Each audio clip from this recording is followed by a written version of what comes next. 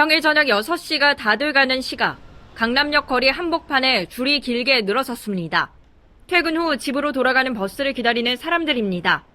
버스 도착과 동시에 차례로 올라타면서 좌석은 순식간에 줄어듭니다.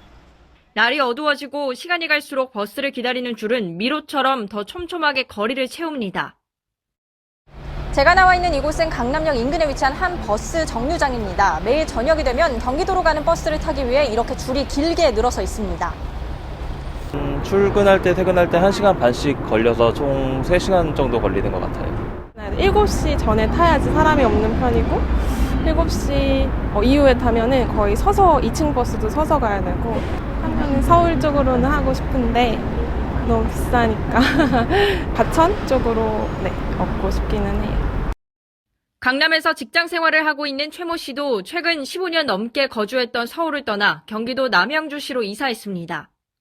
결혼 후에도 직장에서 가까운 곳에서 살았었다가 아이가 태어나고 자라면서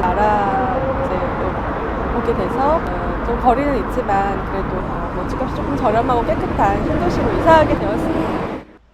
최 씨는 거주 환경에 대해서는 만족하지만 단점으로는 역시 출퇴근에 시간이 오래 걸린다는 점을 꼽았습니다.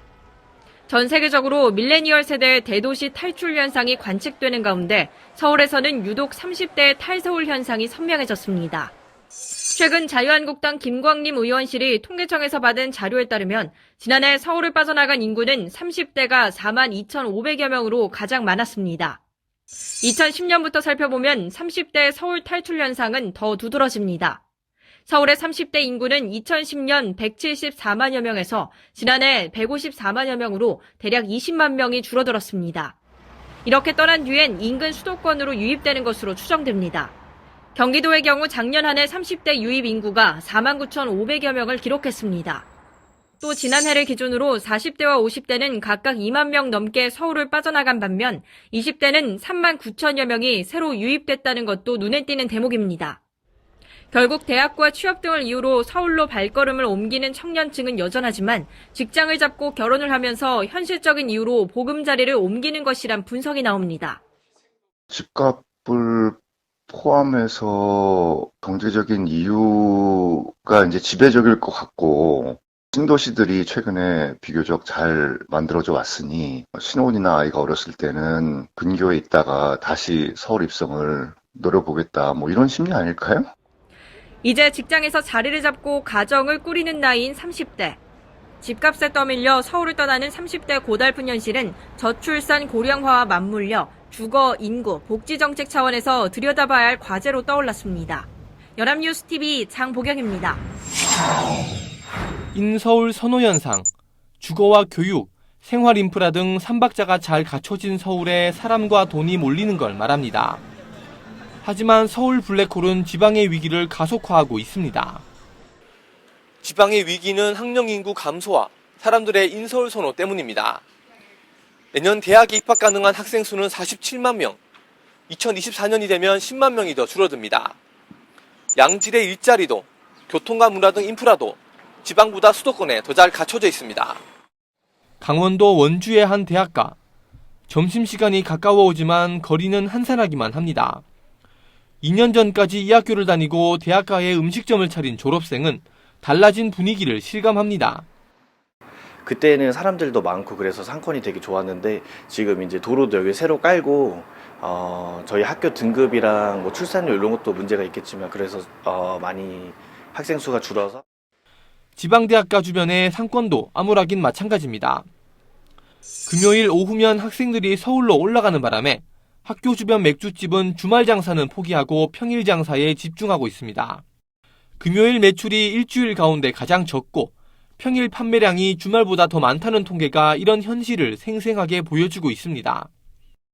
여기 워낙 놀 게 없고 그러다 보니까 그 주중에만 학교에 있고 주말엔 다 서울 올라가거든요. 서울에 확실히 할 게 많고 그래가지고 주중보다는 주말에 확실히 사람이 훨씬 없는 것 같습니다. 지방 아파트 시장은 한겨울에 들어선 지 오래입니다. 8월 말 기준 전국 미분양 주택은 62,385호. 이 가운데 지방에만 52,054호가 있습니다. 아파트 청약만 해도 경쟁률 0인 곳이 속속 등장합니다. 지난달 수도권에선 청약 1순위 경쟁률이 206대 1에 달하는 아파트가 나오는가 하면 지방에선 청약자가 아예 없는 아파트도 나온 겁니다. 주택 수요를 뒷받침하는 지역 경제가 위축이 되는 데다가 공급 과잉까지 겹치면서 여전히 수렁에 빠져 있다고 볼 수가 있을 것 같습니다. 최근에 더욱이나 서울로 원정 투자하는 이른바 상경 투자까지 늘다 보니까 심각성을 느낀 정부는 공기업과 공공기관을 지방으로 이전하거나 채용 시 지역 인재를 우대하는 정책을 내놓고 있지만 서울과 지방의 양극화는 갈수록 커지고 있습니다. 인서울 현상이 지방 소멸이란 재앙을 초래하기 전에 특단의 대책을 마련해야 한다는 목소리가 점차 커지고 있습니다. 연합뉴스TV 조성음입니다. 지난 2일에 열린 국토교통위원회 국정감사. 행정도시 건설에 대한 질의에서 이은권 의원이 국회 분원 문제를 꺼내듭니다. 국회에 세종 분원 문제 또 나왔지요. 나왔죠. 예산 10억 책정돼 있죠. 아무것도 지금 결정된 게 없어요. 국회에서 결정을 해줘야 돼요. 지금 뜬구름 잡는 식으로 이런 식으로 진행이 되고 있단 말이에요. 여권은 법안까지 발의된 만큼 현실성 높은 개혁안이라고 주장합니다. 지역 양극화를 완화하는 데는 가장 효과적이란 생각으로 당내 특별추진위원회까지 만들었습니다. 세종의사당 설치는 대한민국의 균형 발전과 가치분권이 새로운 역사의 이정표가 될 것입니다. 평등을 중시한 문재인 정부도 지방 분권을 통한 양극화 완화에 적극적이었습니다. 세종에 집무실을 만들거나 수도를 바꾸자는 아이디어까지 내놓을 정도였습니다. 수도 이전의 필요도 대두될 수 있으므로 이번 개정을 통해 수도에 관한 사항을 법률로 정하도록 하였습니다. 그러나 의혹도 잠시. 대북 문제나 검찰 개혁 같은 대형 이슈에 지방 분권은 후순위로 밀렸습니다. 실효성이 있을지도 미지수입니다. 국회 사무처는 분원을 만들면 7만 명이 넘는 수도권 인구가 지방으로 옮겨갈 거라고 분석합니다. 그러나 만들어진 지 6년이 넘은 세종시도 주말이 되면 유령도시로 바뀌어버리는 상황입니다. 단순한 기관 이전이 지방 살리기로 이어질지 확신할 수 없는 이유입니다. 전문가들은 눈에 보이는 제도부터 밀어붙이는 단견이 문제라고 지적합니다. 지역 인프라를 구축해서 살기 좋은 지방을 만드는 게 병행되어야 한다고 강조합니다. 광역지자체가 중심이 돼서 지역 주민들이 모두 잘 살게 할 수 있는 그런 대도시권 중심의 인프라 계획들을 추진한다면은 지역의 양극화를 해소하는 데 많은 도움이 될 것 같습니다. 연합뉴스TV 강민경입니다.